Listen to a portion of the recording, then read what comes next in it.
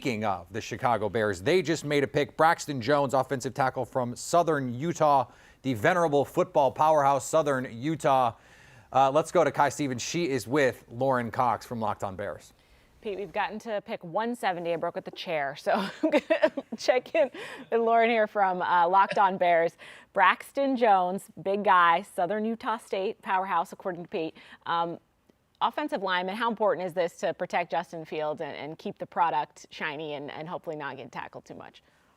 Yeah, I had to verify 2 or 3 times to make sure they were actually using this pick and not trading down for the 5th time today. But yeah, it's kind of about time that they add something here for that group up front for Justin Fields. Like, yes, they got the wide receiver in Velus Jones in 3rd round there to try and kind of give him something to work with in the pass catching game. But if he's not going to have time to throw, he's not going to be able to really, establish himself in this pocket and be that sort of big play quarterback that they think he can be. He's not the quick release type of 3-step drop quarterback. They want him to be able to fire downfield. And a guy like Braxton can kind of step in and be that, a little bit more of a project small school guy, long arms, great athlete, and seems to be able to move really well. But, there's going to be that level of competition jump. And I think technique wise too, a few things need to be shored up, but they had good luck with a 5th round rookie in the offensive tackle position last year in Larry Borum. So different regime, but hoping to find some of that late round success again.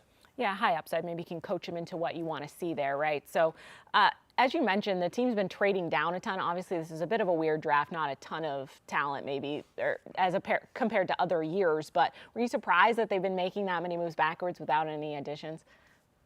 I was more surprised they didn't trade down on day 2. I thought, that'd be the premium spot to get maybe a 4th round pick where they didn't have anything. But now clearly it's compiling 7th and 6th round picks. The general manager, Ryan Poles, said before the draft that they really felt like there were a lot of guys on the tail end of this, plus undrafted free agents that they liked. And that they said they really had to put like a bigger draft board together than they thought they would need to. So I think from his perspective, they're all kind of like lottery tickets and swing for the fence and get as many of them as you can and hope that maybe a couple of them hit. And all of a sudden you can find a couple of gems, to hit 2 out of 5. And it's not a bad swing.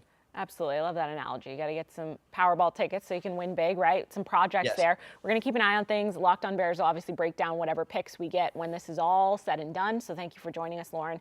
Keep an eye on things going forward.